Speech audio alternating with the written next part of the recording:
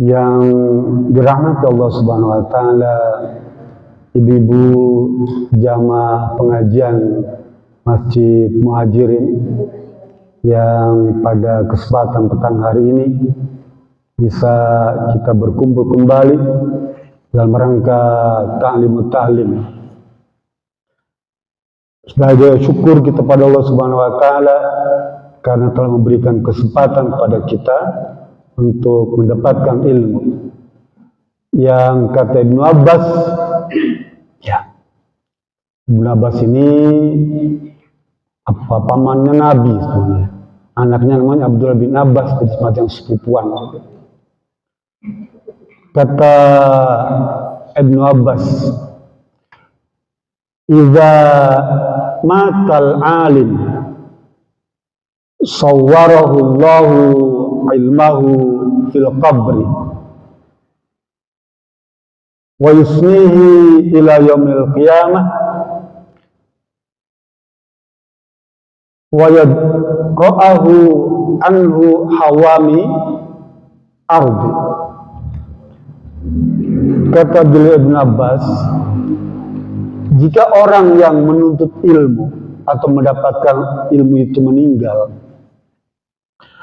maka ilmu yang didapatkannya itu ya akan menemaninya di dalam kubur, ya. Dan dia berbentuk seperti seorang sahabat yang ibu inginkan, ya, dan menemaninya sampai hari kiamat, serta akan menghalau semua hewan, binatang, melata yang ada di dalam kubur.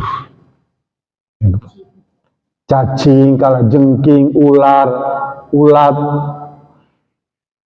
Kalau orang meninggal itu, Bu, mohon maaf nih ya, begitu dimakamkan, ya, 2 hari berikutnya itu, 1 hari bahkan, ya, besok itu sudah penuh dengan ulat, cacing, semut. Seperti kita misalnya menaburkan gula tuh ya di meja makan tuh.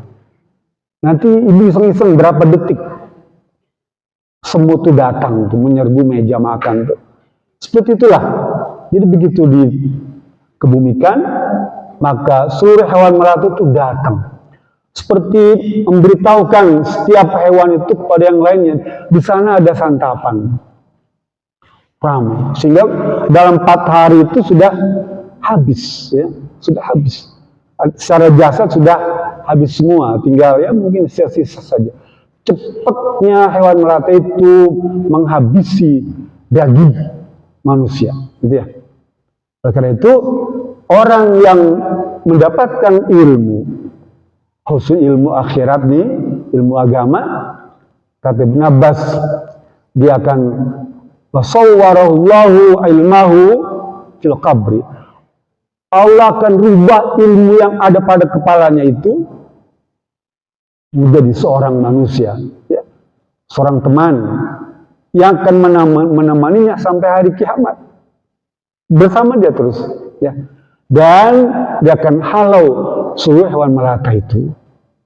Oleh karena itu yang patut kita syukuri pada Allah Subhanahu wa taala.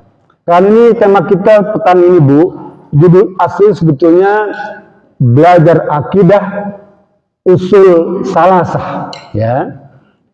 Akidah usul salasah. Ya, kita mulai belajar akidah. Hanya akan saya berikan pengantar dulu sebelum itu, ya. Tadi tentang alam kubur. Kenapa berbicara tentang alam kubur? Karena itu merupakan terminal yang paling dekat dengan kita, ya. Terminal yang paling dekat dengan kita adalah alam kubur. Tapi kita perlu khawatir, Bu, tidak perlu khawatir ya tentang alam kubur ini. Kata Allah Subhanahu wa taala, baca surat Fussilat ayat 30 tuh. Ayat ini, Bu, berkaitan dengan seorang hamba Allah yang dalam keadaan apa? Sakratul maut, ya. Jadi dalam keadaan sakaratul maut itu biasanya ditandai dengan kata Rasulullah SAW, "Idza syakhasil basar," apabila pandangannya itu udah nggak bergerak tuh ya, ini ya dipandang tuh. Misalnya nanti berjumpa dengan orang tua, kakek atau siapa, saudara yang sedang sakit tuh, kalau dia sudah memandang sesuatu tempat nggak bergerak ya, itu perhatikannya sakhasul basar. Ya, itu salah satu tanda. Yang kedua, wahsyur sadar, dadanya naik turun ya. Kalau pakai ventilator itu di rumah sakit kelihatan dia, gitu ya. Nah, dia satu-satu tuh namanya hasil sadar. Yang ketiga tandanya apa wasya'arat jul, kulitnya mulai mengkerut nih, terutama tangan ini ya. Kulit permukaan kaki, tangan dia udah mulai mengkerut ya, mengkerut tuh udah pertanda. Yang terakhir wastanadat al asabi, jarinya tuh dia pengen spray tuh kenceng-kenceng ya. Ini tuh kasur atau spray ya, kalau ada tangan dia pegang tangan kita tuh ya. Hanya kalau ibu bisa mendampingi orang tua boleh pegang tangannya pada saat itu. Ini pegang tangan kita keras-keras bu ya. Karena itu merupakan apa? Pertanda dia udah tahu sebetulnya, wah kayaknya sudah habis nih, ya. Dan terasa betul, rasa sakit itu bagi orang yang fajir ya. Rasul bilang kalau orang yang baik, orang yang soleh yang suka mengaji ini, sakratul maut itu seperti tetesan air. Ibu di rumah punya keran yang bocor dia. Kalau tengah malam suka bunyi, ting, ting, gitu. Kan di bak mandi ya, atau di dapur, kalau kerannya sudah kurang bagus kan suka netes dia. Seperti itu orang meninggal tuh. Kalau yang baik ya, seperti tetesan air, nggak berasa. Das, innalillahi, gitu. Tapi kalau misalnya orangnya tuh jahat, fajir, wah dia teriak-teriak dia. Nah, jadi pada waktu itu para malaikat itu datang, ya baca surat al-fajr nanti. Ya ayatuhan nafsul mutmainnah, irja'i ila rabbiki radiyatan mardiyah, fadkhuli fi ibadi wadkhuli jannati. Surat al-fajr. Nanti di rumah aja. Waktunya panjang soalnya. Enggak panjang. Jadi orang yang baik itu, para malaikat itu, wahai jiwa-jiwa yang tenang, keluarlah memenuhi Allah Subhanahu wa taala atas ridhonya. Enak keluarnya. Tapi kalau orang yang fajir, keluar kamu dipaksa. Sampai di pundak ini diterangkan ditepuk keras-keras supaya dipaksa keluar. Orang baik itu ruhnya itu bu ditampung ya oleh malaikat yang berwarna putih itu, berpakaian putih, dinampan ya dengan kain putih dari surga, dan ruhnya itu ditempatkan di sana ya. Nanti kita akan kapan-kapan kita bahas tentang wujud ruh itu kayak apa. Apa seperti kartu SIM card, apa SIM handphone kartu SIM card ya, seperti itu, atau seperti baterai. Kalau ibu punya robot ya, boneka yang mahal sekarang tuh kan baterai, kasih baterai dia nyala ya. Bisa ngomong, bisa jalan, bisa bergerak, bisa nyapu. Apa seperti itu. Tapi jumhur ulama menyebutkan ruh itu juga seperti kita ya, seperti kita wujudnya tuh. Jadi kalau misalnya dicabut ini seperti kita juga. Kalau ibu nonton film-film hologram tuh ya, atau mohon maaf ya, hantu katanya ya, itu kan wujudnya seperti manusia ya. Tapi kalau dipegang dia nggak ada bentuk kan, pegang ada bentuk, tapi wujudnya bentuknya seperti manusia, seperti itulah. Nah, orang yang fajir, orang yang jahat itu ditampung di nampan yang hitam, yang kotor, yang kasar, dan ruhnya itu berbau busuk. Ya, sampai kemudian langit itu menolak semua. Dan ruh orang yang baik itu bu, dia akan berjumpa dengan sahabatnya di sana, dengan teman-teman yang lamanya. Kumpul. Oh, gimana kabarnya itu ibu pengajian? Dia tanya. Bagus, masih berjalan terus. Sama ruh saling berjumpa.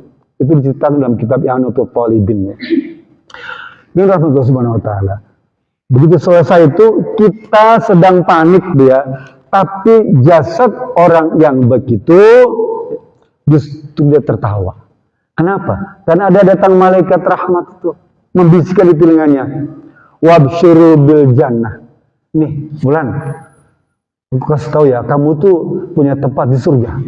Coba dibisikkan di telinganya tuh, ala takhafu wa la tahzanu.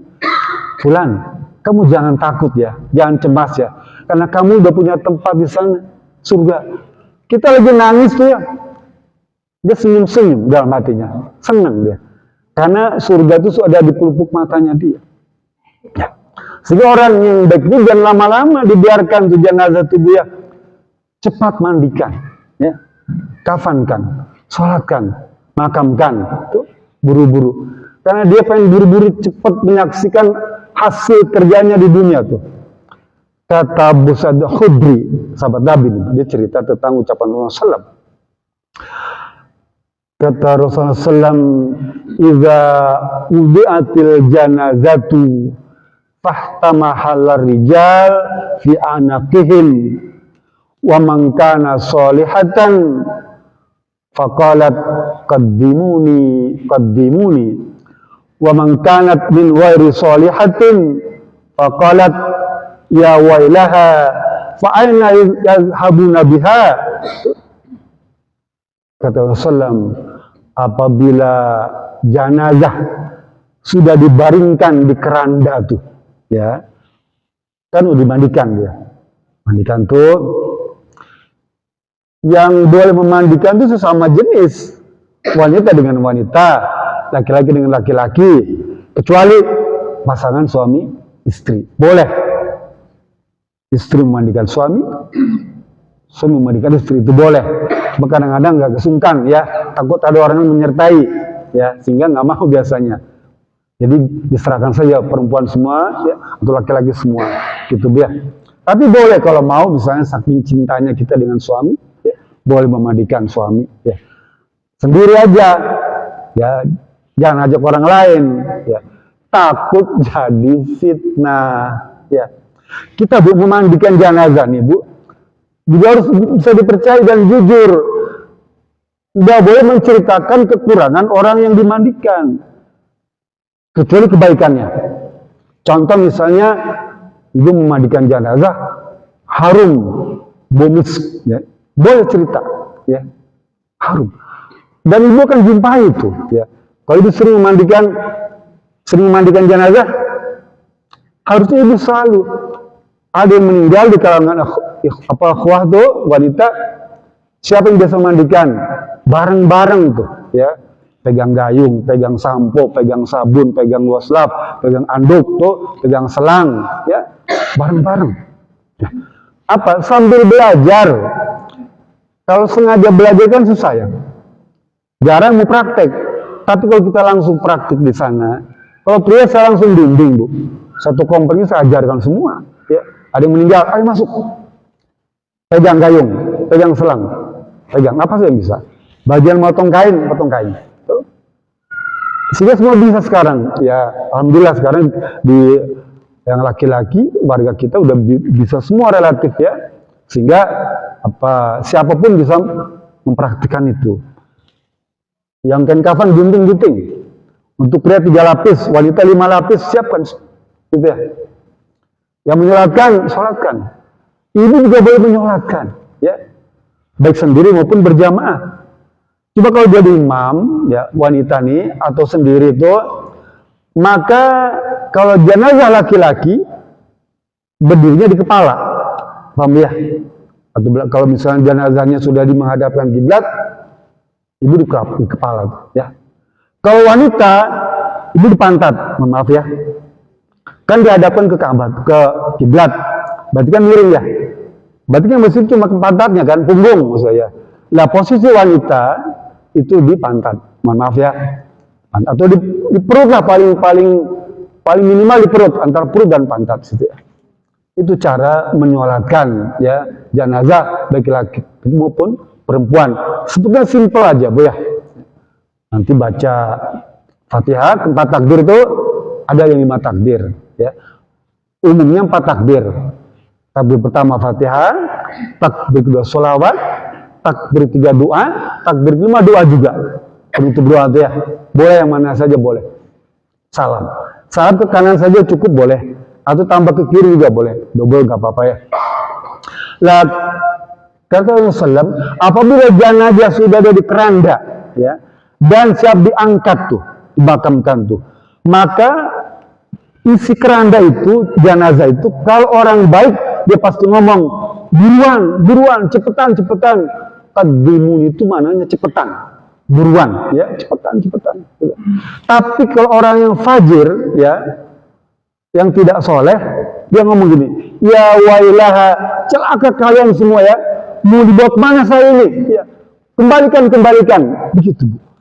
Dan itu kata Rasulullah, wa sami'u kulla syai'in ilal insan, seluruh makhluk ya di masjid ini, di komplek ini tuh yang dilalui itu mendengarkan ucapan jenazah itu ilal insan, kecuali manusia. Jadi hewan, jin tuh, syaitan, tanaman mendengarkan keluhan ya ataupun harapan jenazah tadi itu yang ngomong cepetan atau celakakan, semuanya mendengar kecuali kita ya. Rasul bilang wa insanaha ya fasuiko, kalau sampai manusia itu dengar dia mesti pingsan ya.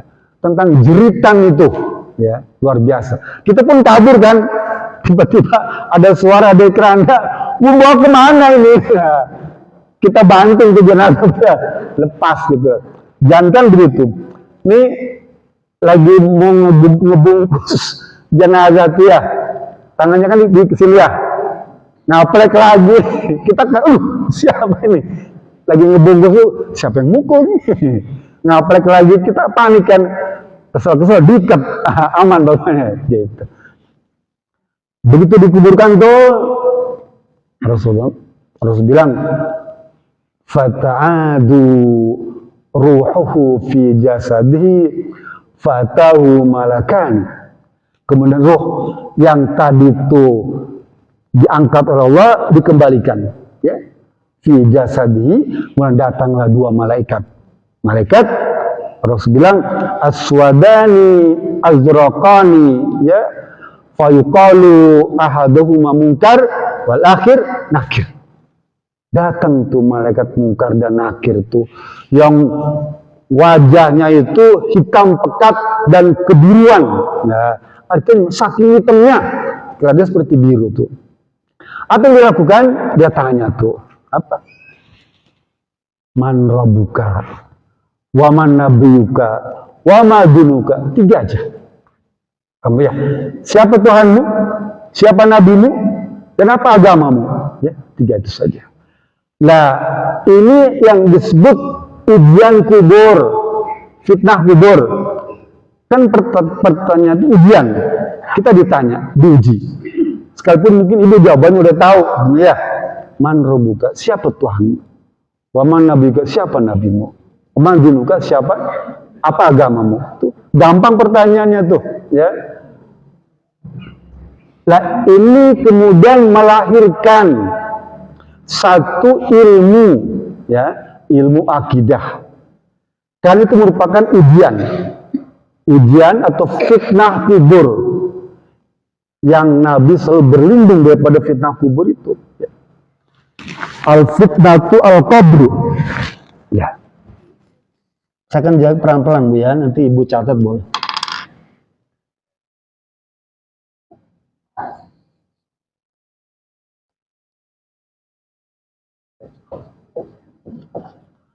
Al-fitnatu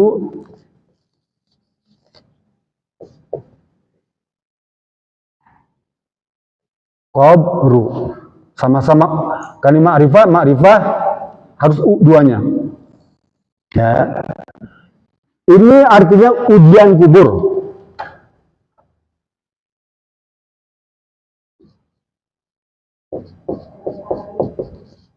Ujian alam kubur.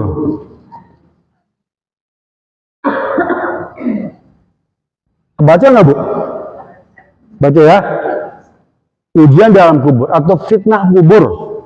Fitnah ini fitnah kubur tuh. Ujiannya apa? Pertanyaan tadi tuh, ya. Man rabbuka?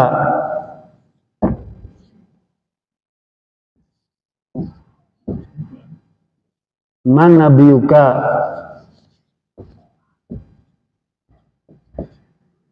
Man rabbuka? Man nabiyuka? Man di nuka, ya, man. Ini ujiannya, ya. Ujiannya nih, Bu.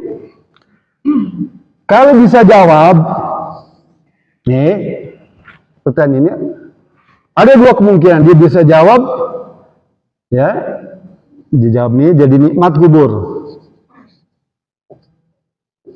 Nikmat kubur. Ya, kalau nggak bisa jawab, ya, dari azab,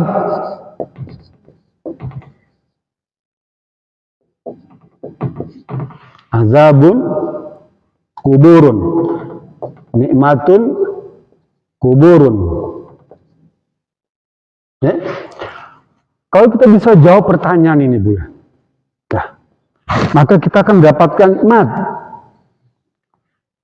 Apa nikmatnya? Tadi tuh, waktu kita datang itu salah satunya dapatnya itu, ya. Kita akan mendapatkan teman, sahabat dalam kubur itu yang menemani kita sampai hari kiamat. Dan penampilannya bagus. Tentu saja wanita juga, ya. Ilmu yang kita dapatkan itu. Ibu juga akan mendapatkan hamparan permadani dari sutra tuh, ya, dari surga semuanya. Kain kafan ibu gunakan akan diganti dengan kain kafan dari surga. Enak sekali. Setiap pagi dan petang di kubur itu ada layar, jendela sebetulnya disebut jendela. Yang jendela itu tembus ke surga. Sehingga ibu bisa memandang pada pagi dan sore hari itu memandang surga. Ya. Enak sekali, Bu. Bahkan angin surga itu datang berembus kepada kita sehingga enak, nyaman. Wah, itu kan ada kubur digali kok nggak ada apa-apanya. Alamnya beda. Alam kubur, alam barzah. Ya. Itu begitu ditinggal kita tuh, ya. Kita memakamkan jenazah itu kita pergi tuh. Rasul bilang jenazah itu didudukkan oleh Allah Subhanahu Wa Taala. Duduk fajulisani. Kan kalau kita gali kembali gimana duduknya itu, ya? Tanahnya nempel, dia punya lahat kan kecil, nggak mungkin bisa duduk. Tapi dalam hadis itu disebutkan bahwa jenazah itu akan duduk. Lah kita perlu keimanan, tidak bisa dengan logika. Ya. Kalaupun ibu pasang CCTV di dalam kubur itu, dia akan tetap begitu. Ya. Nggak ada tuh kisah kemudian dapat tempat kubur, ya, nggak ada. Kubur lantainya itu berupa permadani, nggak ada. Kain kafannya digantikan kepada surga, nggak ada. Tapi yang mendapatkan fasilitas itu adalah ruhnya. Yang tadi bentuknya sama seperti kita. Paham ya?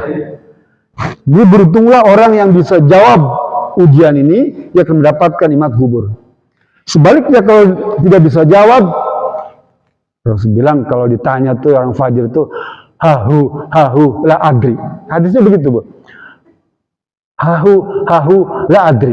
Dijawab hahu. Padahal kan gampang jawabnya, ya. Cuma begini doang kan. Tapi nggak bisa jawab, Bu. Ya. Hahu la adri gitu. Seperti itu. Nah, jadi beruntunglah kita yang bisa menjawab ini nanti kelak, ya. Saya teruskan. Man rabbuka.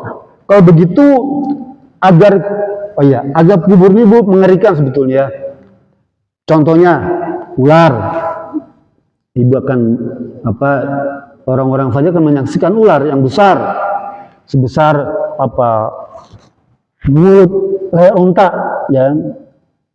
Itu seperti leher unta, saking besarnya tuh. Kemudian kubur itu menyempit, Bu, sampai merubuhkan tulang belang itu, tulang rusuk ini jadi menyatu, ya, seperti itu, menyatu. Belum lagi kemudian nanti diperlihatkan jendela itu pemandangan neraka. Di pagi dan sore neraka diperlihatkan dan angin berembusnya itu busuk dan menyakitkan. Ya. Kalau kita tidak bisa menjawab ini, kalau begitu bagaimana caranya kita bisa menjawab pertanyaan ini, ujian kubur ini? Ya. Maka kita harus belajar. Ya. Pertama, siapa Tuhan ini? Jadi ada ilmunya namanya ma'rifatu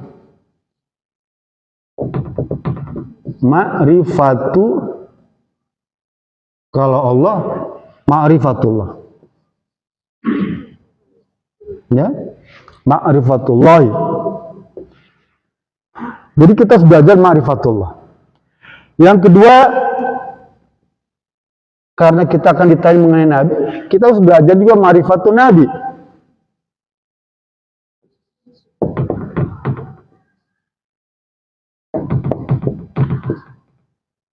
Nabi ya.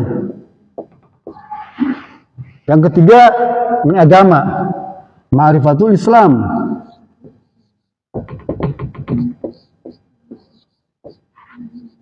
Ya. Bisa Bu ya? Ma'rifat itu mengenal. Ya, ilmu. Kalau Ibu pernah dengar apa? Ma'rifatullah, mengenal Allah gitu ya. Karena ada sekarang ini zamannya belajar tasawuf ya. Ma'rifatullah. Jadi sebetulnya ma'rifatullah kita juga harus belajar juga mengenal Allah gitu ya. Bisa Bu ya? Saya teruskan nih. Jadi kita pertama ma'rifatullah dulu. Mengenal Allah. Siapakah Allah itu? Pertama, nih biar cepat aja.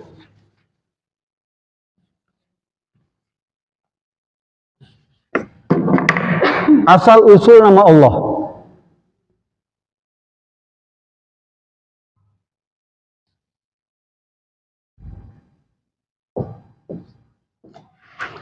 Allah ini asal katanya dulu aliha,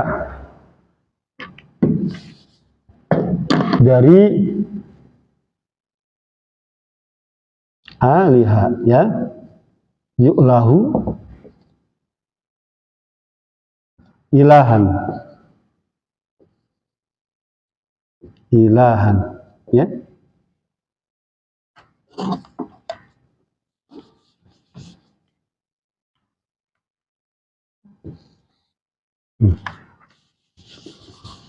Tulisannya jelek nih, udah lama nggak nulis Bu.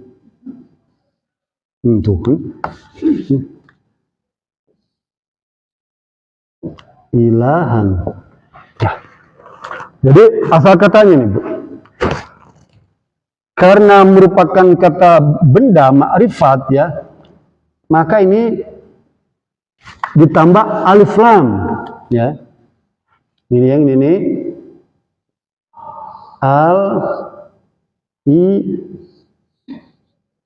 al-ilahu.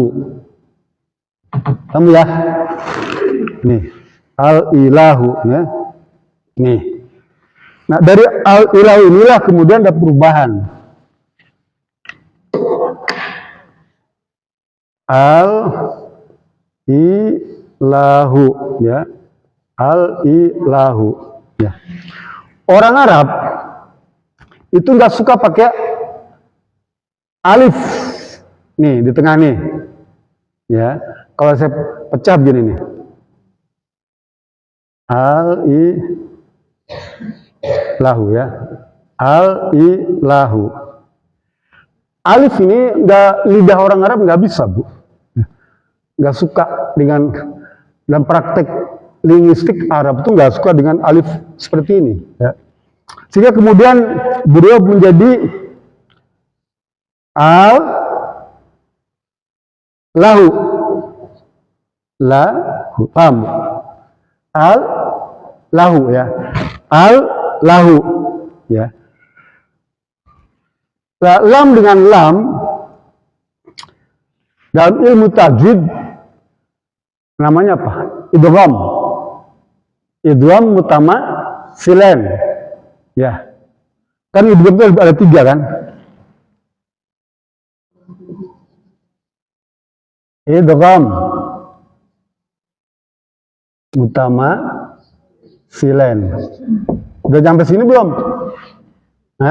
Udah. Mutana jisain. Mutako riben. Jadi huruf mati dan huruf hidup tuh dia harus satu dibunuh. Misalnya gini, irkab. Surat Nuh bacanya. Mana? Irkab ma'ana. Ya. Huruf ba mati dan mimi dia nggak boleh terpisah. Maka Bani harus menyebut ke mim. Paham nggak, Bro? Yang belajar tadi udah nyampe nggak? Jadi bacanya irkam ma'ana. Paham ya? Ini juga mutaqariban. Dia berdekat. Ya. Jadi irkam ma'ana. Nggak boleh dibaca irkam mana, nggak boleh. Bacanya irkam ma'ana. Biasanya di Quran itu dibantu dengan tasjid sini. Ya, gitu. Sama dengan ini, al lahu, ya. Maka lam ini nih nggak boleh ada nih yang mati nih, ya. Jadi dia menyatu sini nih, ya. Jadi al lahu, sama ini hilang. Karena ininya lam double, kasih tasjid, ya. Paham ya? Jadi kalau kita udah, oh Allah tuh begini, ya. Nah ini namanya lafzul jalalah.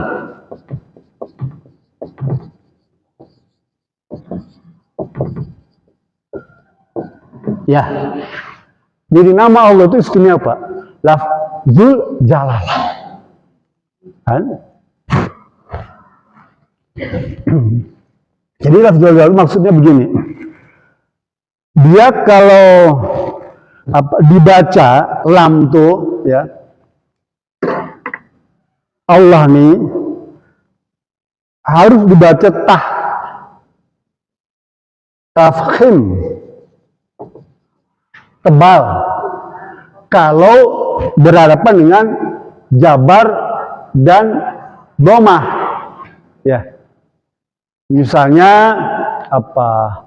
Qadallah. Nah, atau misalnya apa yang pakai fathah apa yang Allah wallah ya.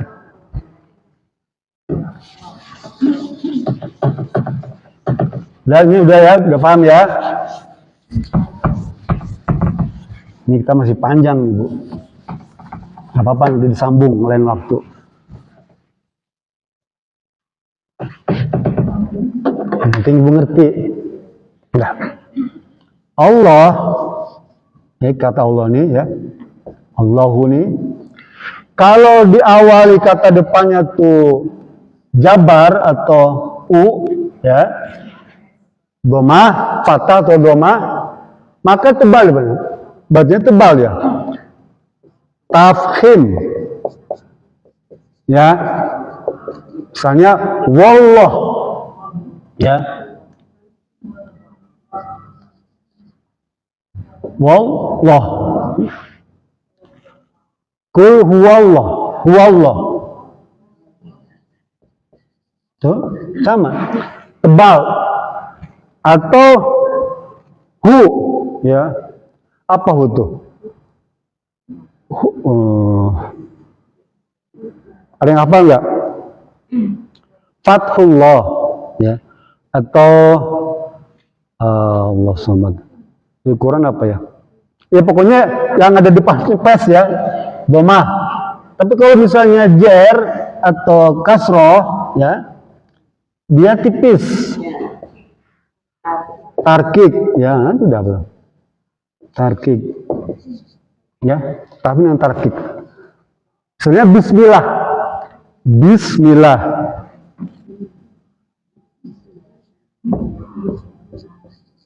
Ya, tipis Bismillah. Ini jadi berlaku huruf lam lafzul jalalah. Yang berikutnya, kalau Allah ini diawali dengan huruf ya,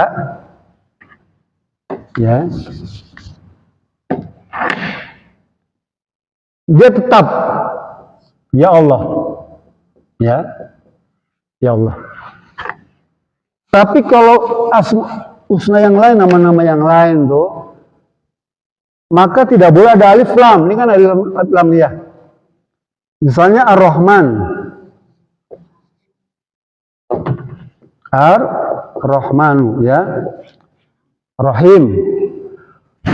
Maka kalau ditambah ya, alif lamnya harus dibuang, Bu. Ya. Jadi ya Rahman, ya Rahim, ya Jabbar, gitu. Sementara Allah alif lamnya tetap. Nah, udah gitu ya. Ma'rifatullah ini aja, sampai sini cukup, ya.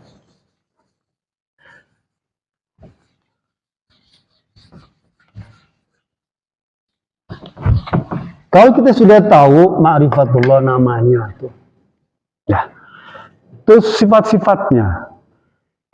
Di atas ini ada nama sekitar 99 nama nih. Ya. Ibu buka surat Ibrahim. Asmaul Husna itu dia merupakan wasilah untuk bisa berdoa. Sehingga kalau kita berdoa, baca doa Asmaul Husna. Ya. Di Quran dong. Saya lupa Ibrahim ya. Ibrahim 27, betul nggak? Betul ya? Allah itu punya nama-nama yang bagus, ya. Dan jika engkau berdoa, gunakanlah nama yang bagus itu. Ya. Sehingga kalau ibu hafal, bagus sekali. Dalam hadis, jadi Allah itu punya 99 nama, ya. Ni'atan ila wahidah.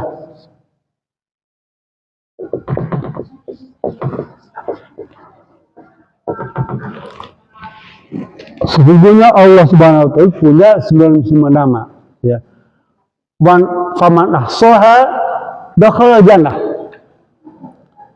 Barang siapa yang hafal dan mengerti Asmaul Husna nih, Bu, ya, maka dia masuk surga, Bu. Ya. Kan simpel aja. Masa itu nggak hafal? Ya. Belajar. Ya. Oh, nama-nama ibu kota provinsi aja hafal. Ya. Nama-nama kabupaten hafal. Asmaul Husna 99 mestinya hafal. Kabupaten itu ada 450, Bu. Sekarang nih ya.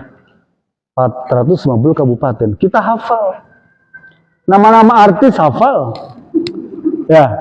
Hafal semua. Hafal. Kan itu sekali pagi-pagi salawat ya. Sebenarnya kedudukan hafal Asmaul Husna itu derajatnya lebih tinggi daripada sholawat Ibu Nabawi. Ya.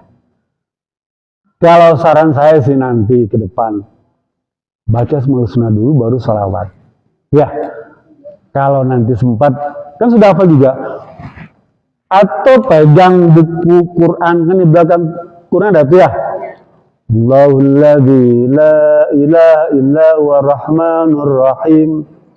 Al-Malikul Qudusus Salamul Mu'minul Muhaminul Azizul Jabbarul Mutakabbir. Ya, boleh menyanyikan, boleh. Ya, yang suaranya bagus-bagus kan dia. Baca itu, Bu.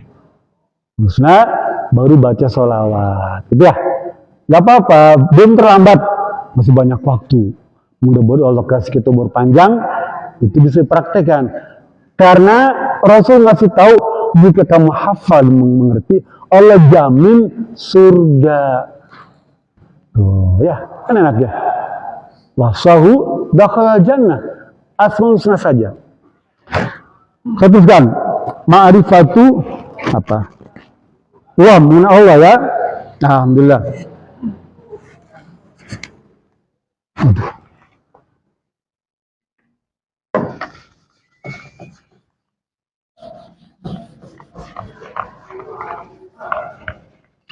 Sekarang Ma'rifatun Nabi ya.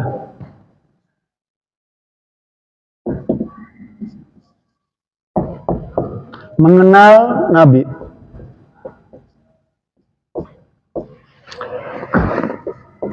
Mungkin namanya sudah hafal. Muhammad bin Abdillah, ya. Ibunya Siti Aminah, bapaknya Abdullah, kan gitu ya. Abdullah. Abdullah. Abdul Allah. Ya. Abdullah. Perhatikan. Orang Quraisy sebelum Nabi diutus jadi nabi, mereka agamanya apa? Jahiliyah. Ya. Tapi mereka menyebutnya Abdullah, hamba Allah. Kalau begitu, Allah itu tidak asing bagi mereka sebetulnya. Paham ya? Bagi mereka itu tidak asing namanya Allah, itu sudah biasa. Ya. Bahkan kalau ditanya, siapa Tuhan yang menciptakan alam semesta ini? Surat Al-Mu'min, ya. Ya. Mereka jawab Allah. Ya. Siapa yang memberikan rezeki kepada kita semua, yang menjalankan matahari, bintang, bulan, mereka pas jawab adalah Allah. Jadi begitu, Bu. Ya. Jadi sebelum Nabi Muhammad ini, nama Allah itu sudah terbiasa bagi masyarakat Quraisy. Ya. Nabi Muhammad SAW diangkat jadi nabi pada usia berapa tuh? 40 tahun ya. Kemudian 50 tahun dia Mi'raj.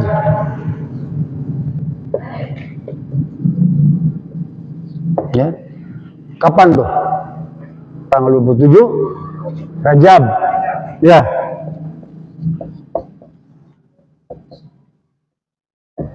Mengenal Nabi nih. Jadi kita harus kenal juga Nabi kita. Umur 50 tahun, pamannya meninggal. Istrinya meninggal. Siapa istrinya? Khadijah. Nggak ada nama Khadijah nggak? Nggak ada ya.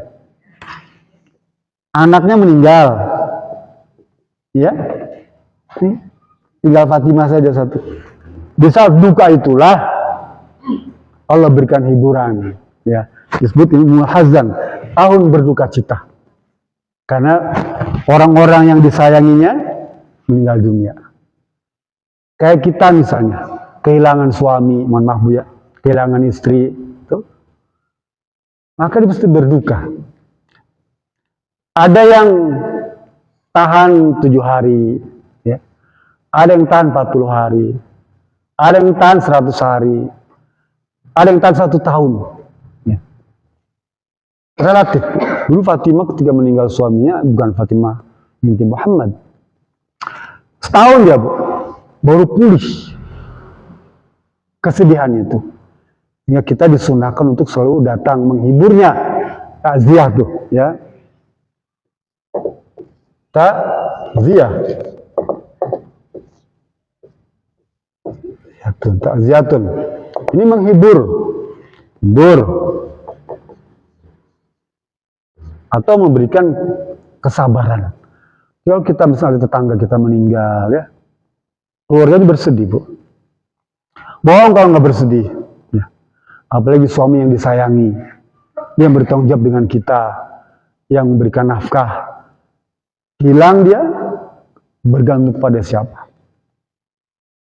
Cuman Rasul ngasih tahu, kalau sekiranya engkau kehilangan suamimu yang kau sayangi, kau cintai, ya, atau istrimu yang kamu sayang, kamu cintai, anakmu yang kamu sayang, kamu kasih, ya, orang tuamu kamu kasih, sebenarnya Zat yang Maha Pengasih, Maha Penyayang, Maha Melindungi, tetap ada bersamamu. Paham ya? Kalau kita kehilangan anak, kehilangan orang tua, ya, yang kita kasih, kita sayangi, hilang dia. Tapi Zat yang Maha Pengasih, Maha Penyayang tidak meninggalkan kita. Bahkan dia ada bersama kita. Surat apa itu? Surat Al-Qiyamah. Surat Qiyamah mungkin, Bu. Coba cek surat Qiyamah itu ya. Saya kadang-kadang notasinya nggak hafal. Sebetulnya ada buku namanya buku Fathur Rahman. Ya. Fathu Rahman. Ini kamus ya. Jadi kalau ibu bisa hafal cuma satu kata aja dari ayat yang panjang tuh, maka bisa dijumpai di Fathur Rahman itu. Laqad khalaqnal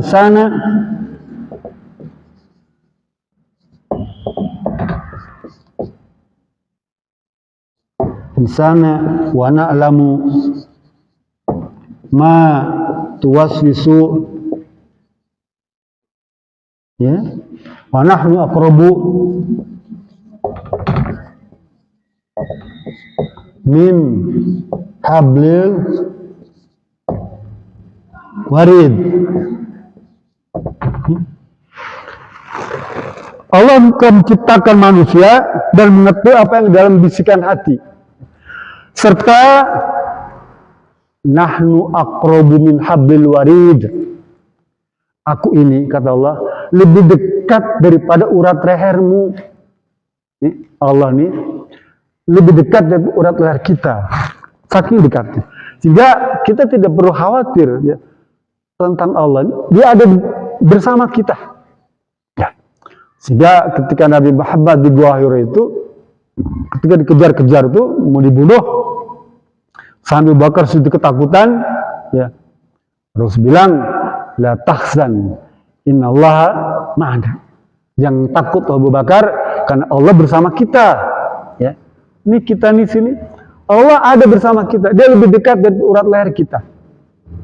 Jika kalau kita meminta tuh, Bu, meminta pertolongan pada Allah tuh, nggak perlu minta bantuan sebetulnya, langsung saja, uang dia dekat, ya, dekat pada kita tuh. Minta pada Allah, ya Rabb, tunjukkanlah kami jalan yang benar, bimbinganlah kami, jagalah kami. Ya Allah, berikanlah kepada kami kekuatan, ketabahan, kesabaran, serta keyakinan yang kuat di dalam menapaki perjalanan hidup di dunia ini. Itu, minta pada Allah. Al-Qaf ya, betul Qaf ya, Qaf, apa? Ya, Qaf, Al-Qaf. Ya. Ayat berapa, Bu? Al-Qaf ayat 16. Laqad khalaqnal insana ya wa na'lamu ma tuwaswisu fi wa nahnu aqrabu ila min hablil warid. Iz yatalaqal mutalaqiyan ya. Apa itu? Iz yatalaqal mutalaqiyan. Kemudian yang keempat, ketiganya apa? Ma yalfizu min qaulin idza ladai raqibun atid. Yang keempatnya wajat sakaratul maut bil haq dzalika ma kunta minhu tahid. Hafal tapi kadang-kadang notasinya lupa gitu ya. Jadi di samping Allah lebih dekat daripada orang leher, kiri kanan kita juga ada malaikat ya. Ya talaqqal mutalaqiyan. Sungguhnya malaikat itu menemanimu ya. Datang kepadamu di kiri kanan tuh. Dan apa tugas malaikat? Ma yalfizu min qaulin illa ladaihi raqibun atid. Apa saja yang kamu ucapkan, Bu, ngomongin, ya. Baik yang terlontar dari mulut kita ataupun yang ada dalam kalbu kita, malaikat catat, Bu. Malaikat catat. Jadi jangan kira kita ngomong sembarangan itu Allah tidak catat. Saya ngomong nih, Bu, malaikat catat. Dan akan dipertanggungjawabkan, akan ditanyakan malaikat nanti di hari itu, kamu tadi tanggal sekian di Muhajirin kamu ngomong apa? Ya. Allah tanya nanti, ya, dikuburkan ditanya itu, ya, dan dipertanggungjawabkan benar nggak ucapannya itu, ya. Kalau dusta ada hukumannya, kalau benar ada ganjarannya. Termasuk ibu juga kalau ngomong, ya, apa, menceritakan tentang orang lain, ya. Dulu Nabi, Bu, ya, dalam hadis Ibnu Abbas. Ini Ibnu Abbas.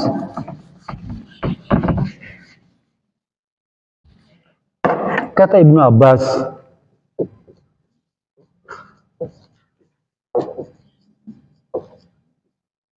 ya, Maro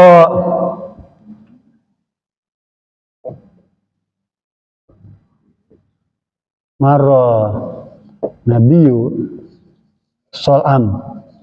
Sol'am ini Sallallahu Alaihi Wasallam ya. Jadi kalau di kita kan SAW ya. Muhammad ya salah ya. Kalau bahasa Arab dia Sol'am. Sallallahu alaihi wasallam. Jadi misalnya Muhammad Sol'am. Ibu baca buku, kitab tuh Muhammad maksudnya Sallallahu alaihi wasallam. Maron Nabi Sallallahu alaihi wasallam ya baina apa fi qabraini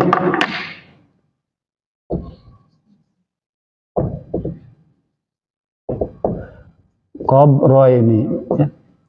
Panjang hadisnya Bu, saya bacakan aja.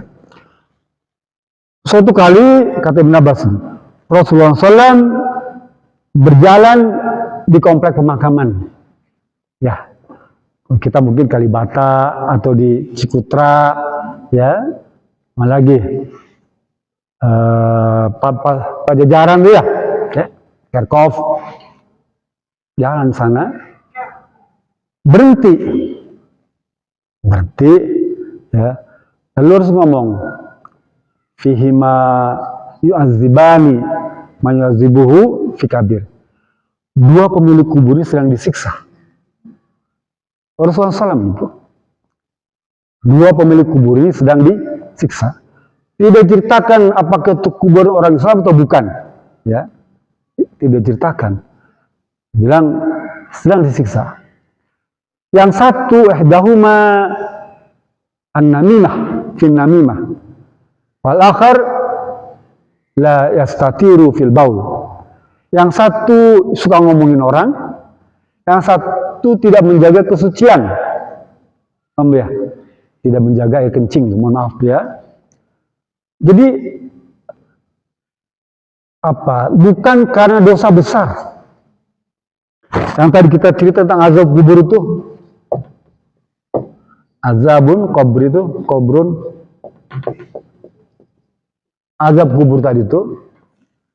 Kalau tadi kan tidak bisa jawab, ya, tidak bisa jawab pertanyaan. Yang ini karena ngomongin orang dan atau tidak bisa menjaga air seni itu, Bu. Nah, kok Allah bisa tahu? Ya, karena dicatat sama malaikat. Kan malaikat mencatat. Surat Al-Kahf tadi itu, Al-Kahf ma yalfizu min qaulin illa ladai raqibun atid. Ya. Apa saja yang diucapkan itu Allah catat. Ya. Malaikat catat sisi kanan kiri itu. Harus bilang ini disiksa, bukan siksa dosa besar, ya, karena ngomongin orang atau tidak menjaga pipis. Maksudnya pipisnya sembarangan.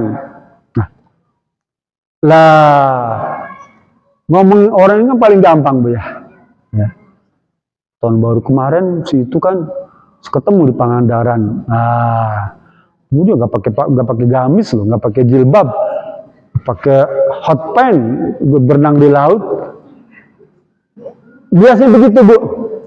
Saya punya teman kalau pergi ke Bali itu, Bu ya. Saya dulu tinggal di Bali, Bu, dulu 3 tahun tinggal di Denpasar. Ini waktu di Jakarta tuh perempuan ini pakai gamis rapi. Tapi karena di Denpasar itu orang pakai buka busana, dikut-ikutan. Namanya histeria. Dalam ilmu jiwa histeria, Bu. Misalnya ditepuk tangan nih, nonton dangdut, ya tangan.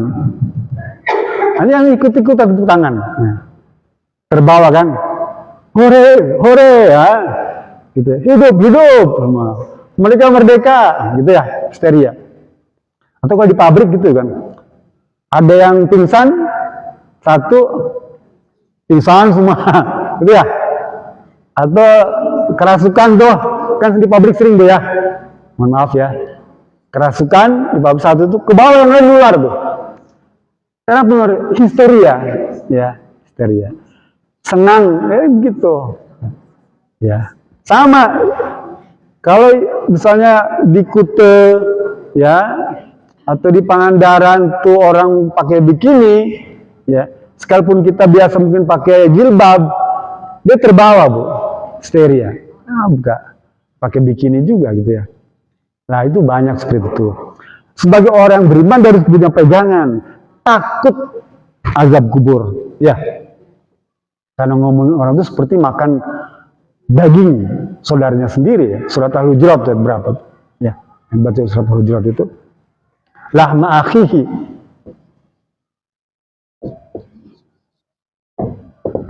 Lahma akhihi ya, daging saudaranya.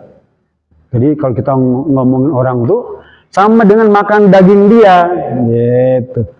Apa menjijikan. Jadi kita jijik ya. Bayangkan saya ibu kalau ngomongin orang, berarti saya makan daging dia. Dan yang satu lagi harus bilang tidak menjaga kencing. Ya. Mohon maaf nih, kalau ibu biasa nih toilet duduk misalnya ya, selesai itu bersihkan bu. Dilap pakai ini, pakai tangan ya, pakai air tuh. Kenapa? Kita nggak yakin tuh apa tempat duduk kloset itu ya bersih. Apalagi misalnya anak kencing di situ, berdiri dia muncul di sini kan, pinggirnya tuh ya. Kita duduk berarti kan kita kena najis, paham ya? Oleh karena itu selesai itu dibasuh ya tapak tangan kiri, paha kita nih, paha kiri semua. Ya. Atau sebelum itu dibersihkan dulu nih ya, ke air, pakai tisu, semprot ke air, boleh gitu juga, ya. Atau misalnya di mall di mana, ya, buru-buru, kadang kita main kencing aja, boleh dibersihkan lagi pahanya kita, paha dan bagian pantat ini, ya. Atau misalnya, mohon maaf, kencing berdiri, ya bagi laki-laki sering tuh yang muncat pada bagian tubuh yang lain, ya. Nah itu dihindari. Apa mungkin perempuan kencing berdiri? Banyak, ya, banyak. Contoh nih, kalau ibu mandi di hotel, ya, kan nggak ada panjung, nggak ada gayung. Ibu mandi pakai shower, maaf ya. Pernah nggak ngalamin kencing berdiri? Mesti pernah ya. Pakai shower, air hangat, air panas, ya, sekali kencing. Tapi langsung bersihkan kan, karena airnya ngalir kan, ya. Cuma takut, mohon maaf sekali lagi ya, takut begitu kencing berdiri pakai shower tuh ada bagian yang nggak kena air, karena buru-buru misalnya pakai handuk, contoh gitu ya. Nah itu dihindari. Kalau pakai shower boleh kencing berdiri, boleh, nggak apa-apa.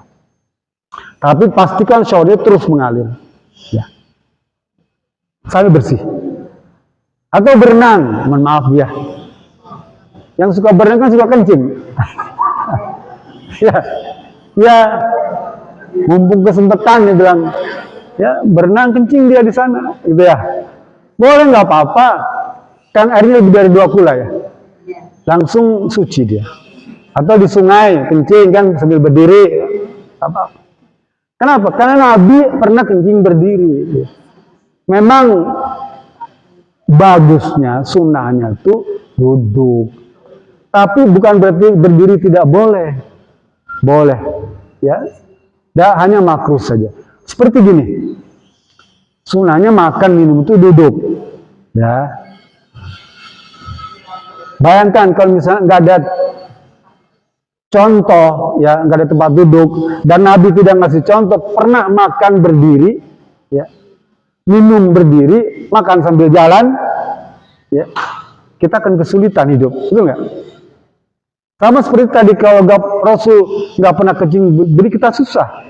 Kalau banjir misalnya susah kencing duduk kan, rumah kita kebanjiran, ibu pergi ke luar negeri, ya, nggak ada panyuk, ya, kencing berdiri. Gitu ya.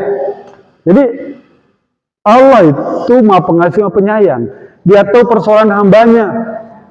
Oleh karena itu ada hadis yang menceritakan itu semua. Si kedudukannya makan minum berdiri itu hukumnya hanya makruh, tidak haram. Boleh ya? Kalau gini kan anak ya. Kalau udah tahu jadi tenang, tidak haram, tidak berdosa, hanya makruh. Kalau ada waktu tempat duduk boleh. Nabi pernah makan sambil jalan, ya, tapi tidak selalu. Kan tadi hukumnya makruh saja. Bagusnya sih duduk, lebih enak, ya, lebih terhormat. Kalau misalnya kurang bisa nambah lagi. Ya. Mungkin itu saja Bu ya, karena sebenarnya materinya panjang Ibu ya. Dan nanti kita sambung lagi lah ya tentang Ma'rifatul Islam satu lagi ya. Masih panjang sekali Bu. Apa usul salasa ini panjang Bu. Ya, akidah. Mungkin itu bisa saya sampaikan. Mari